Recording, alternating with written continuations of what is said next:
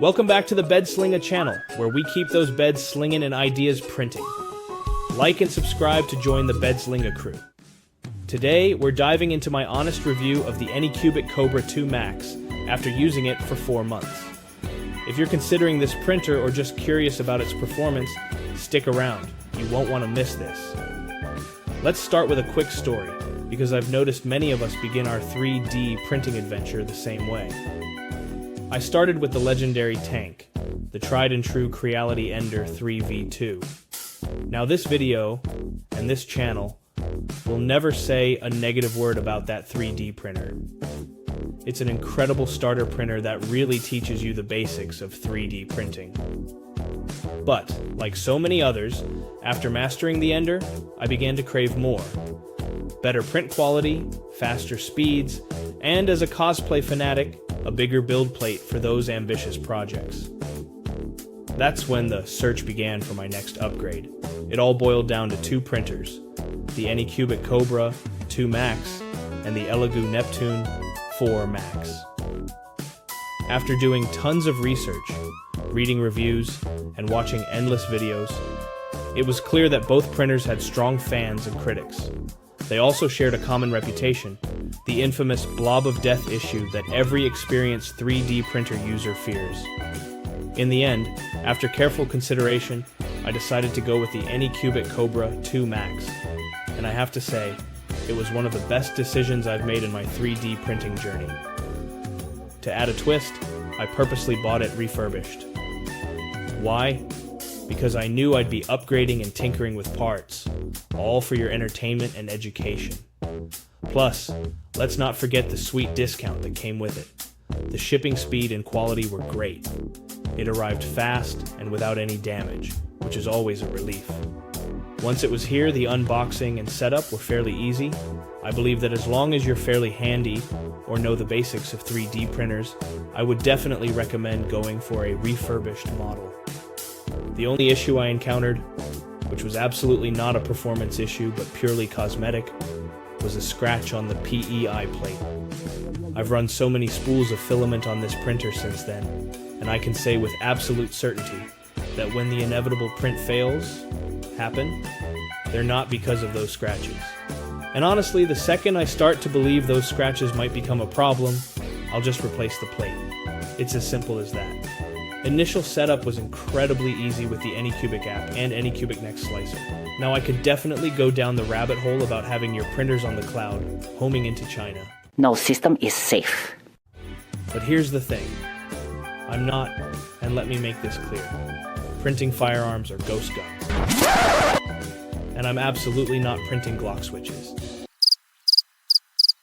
Just kidding, of course. For everyday printing needs, the setup process is smooth and beginner-friendly. The GUI seems similar to many Orca slicer programs, which makes transitioning from other printers or slicers, like Creality or Bamboo Labs, a pretty painless process. Within a few minutes of bed leveling, vibration compensation, and fine-tuning the Z offset, I was printing my first object. Anykubic provides several test prints, including different speed versions of the Benchy Boat. It's a fantastic print to test your printer with, if you didn't already know. It should be noted that being able to remote print is a game changer coming from the basic Ender 3. I hit the ground running. 4 months and several spools later, I can truly say this is a workhorse. From printing glow-in-the-dark ghosts and skeleton bones for Halloween to Christmas gifts and ornaments, this printer doesn't rest. Several toys and household items later, I've had very few issues that a maker cannot fix. One of the most memorable projects I completed with the Kobra 2 Max was a Christmas gift for my nephew, the infamous Pickle Rick rat suit from Rick and Morty. He had won a plush Pickle Rick doll, but it was missing the iconic rat suit from the episode. This print was so big and detailed that even with the Kobra 2 Max's massive build plate, I still had to split the model into multiple parts. Printing it was no easy feat. The design had several thin sections and complex angles, which led to multiple failures along the way. To assemble the finished piece, I had to purchase adhesives and even a plastic welder with staples to ensure it held together properly. The end result, however, was absolutely worth it. Seeing the joy on my nephew's face made all the challenges worthwhile. Now I have had the infamous blob of death, but surprisingly it wasn't a complete printer destroyer. If I get enough requests, I'll show you how you can save parts with just a lighter, Q-tips, and 99% isopropyl alcohol. Good news. If you don't feel like delving into that repair, a new print head isn't super expensive. Plus, if you buy a whole one but only use the part that broke, you've got a bunch of spare parts.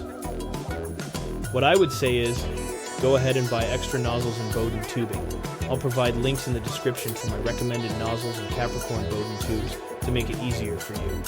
I personally prefer Capricorn Bowden tubes and have been using them since my Ender days. On a personal note, I even use this printer to help me get engaged, but that's another story for another day.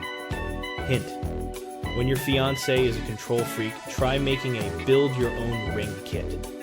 Because my prints were getting more elaborate and bigger, this printer has forced me to start working more with STL files.